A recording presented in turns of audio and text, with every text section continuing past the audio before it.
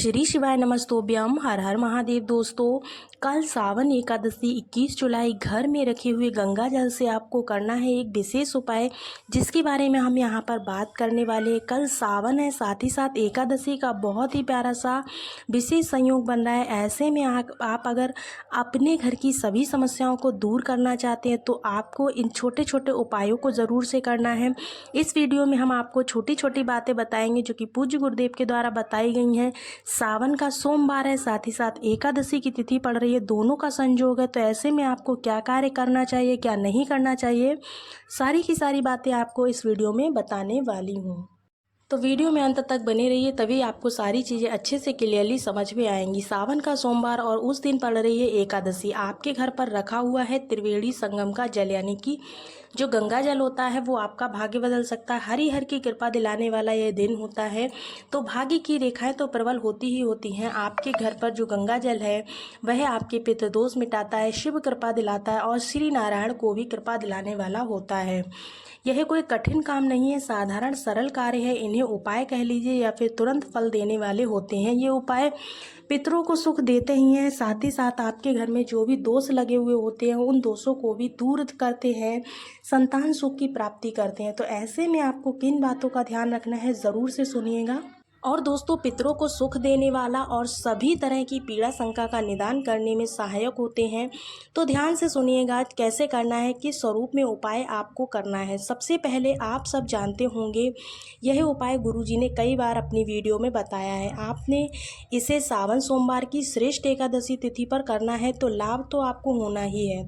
जल्दी उठना है, नहाने के बाद पानी में तुलसी की लकड़ी को घुमाना है, गंगा जल जरूर से डाल लेना है।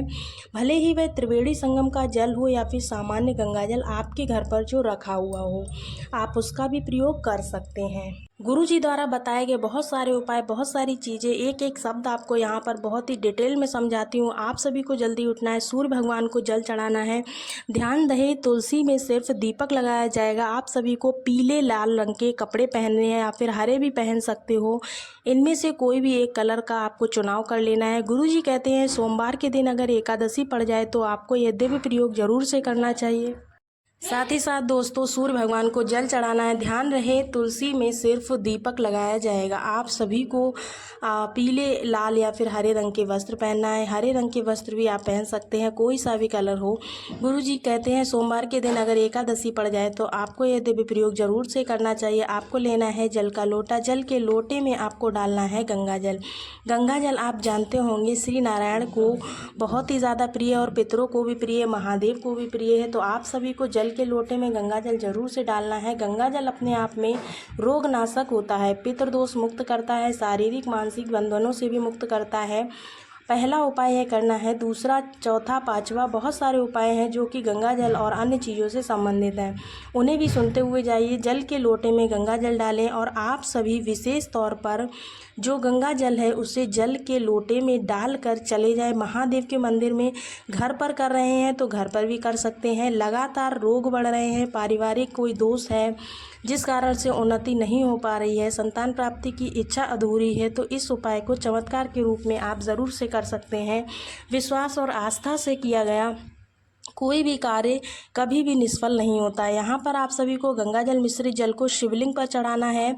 इसके साथ साथ जो शिवलिंग के ऊपर जो महादेव की 5 पुत्रियाँ होती हैं, जो उनके ऊपर मटका होता है, उस पर भी आपको गंगा जल मिश्रित जल जरूर से चढ़ाना है। शिवलिंग पर 5 स्थान ऐसे होते हैं जहाँ पर आपको जल गंगा जल मिश्रित जल जरूर से चढ़ाना चाहिए। एकादशी तिथि का भाव करना है, महामृत्युंजय मंत्र का ध्यान करना है। 5 स्थान हैं, गणेश जी, माता अशोक सुंदरी, सुंदरी गिरी, कार्तिकेय का, माता रानी का हस्तकमल और शिवलिंग, इन 5 स्थानों पर जल चढ़ाएं। और साथ ही साथ उनके ऊपर जो जलाधारी कहलाती है उस पर भी आपको थोड़ा सा जल जरूर से चढ़ाना चाहिए। उसके बाद इस गंगा जल मिश्रित जल को अपने रोग का भान करते हुए शिवलिंग पर जो चढ़ाया गया गंगा जल है, जो एकादशी और श्रावण के सोमवार के दिन का है, उसे शिवलिंग पर चढ़ाकर थोड़ा सा प्राप्त कर लीजिए। जिस रोग मुक्ति के लिए, जिस मनोकामना की पूर्ति के लिए आप इस जल को लाए हैं, लगातार 3 दिन तक विश्वास से इसको पीते हैं तो आपके शरीर के रोग ज़रूर से कट जाएंगे। इसके बाद जो दूसरा उपाय है उसे भी बहुत ध्यान से सुनिए। दूसरा उपाय इस तरह से है, गुरुजी कहते हैं एकादशी अगर श्रेष्ठ सोमवार के दिन पड़ जाए तो चमत्कार होना ही है। 3 बार आपको स्वधा स्वधा स्वधा बोलकर जल का लोटा अगर आप शिवलिंग पर चढ़ाते हैं तो 12 श्लोक का स्वधा स्तोत्र आप शिव मंदिर में बैठकर पढ़ते हैं तो आपका जो पितृदोष है वो जड़ से खत्म हो जाता है। तो सोमवार के दिन अगर आप शिव मंदिर जाएं एकादशी तिथि पर तो 3 बार स्वधा स्वधा स्वधा जरूर बोलें। और सामान्य रूप से आप जो गंगा जल डालकर जल लेकर जाते हैं उसको चढ़ाएं तो फिर चमत्कार ज़रूर से होता है। तो ये जो पहला वाला उपाय है रोग मुक्ति का, विशेष स्थान पर जल चढ़ाकर 3 दिन तक उस जल को पीने का है। एक ही दिन आपको जल लेकर आना है, सोमवार के दिन, पीना 3 दिन है। इसको आप कर सकते हैं। या फिर ये जो दूसरा स्वधा वाला उपाय है जिसको 3 बार बोलने से एकादशी का फल मिलता है, इसको आप कर सकते हैं। लोटे में गंगा जल डालते हैं ऐसे में तो आपको ये दोनों उपाय जो मैंने बताए हैं बहुत ही प्यारे से हैं। तीसरा उपाय बहुत सरल है, बहुत श्रेष्ठ है और अति उत्तम परिणाम को देने वाला है। घर पर आप शिवलिंग को अभिषेक कराएंगे तो आप जो है विशेष तौर पर शिवलिंग पर साधारण सरल तरीके से गंगा जल जरूर चढ़ाएं। श्री नारायण की मूर्ति प्रतिमा को भी गंगा जल मिश्रित जल से स्नान जरूर कराएं।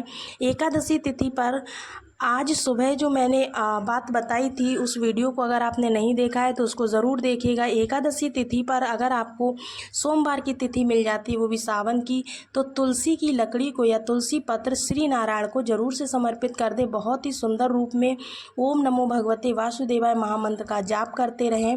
वह सभी धर्म अर्थ काम मोक्ष की प्राप्ति करता है और जाने अनजाने में हुई जो भी गलतियां होती हैं वह पूर्ण रूप से क्षमा योग्य हो जाती हैं। अगर आप तुलसी पत्र नहीं तोड़ पाए हैं पहले से तो कोई दिक्कत नहीं है, परंतु अपनी मनोकामना को कहकर श्री नारायण को शंख में कच्चा दूध भरकर ओम नमो भगवते वासुदेवाय मंत्र का स्मरण करते हुए स्नान कराएं और श्री नारायण को आप फलाहारी भोग लगाएं।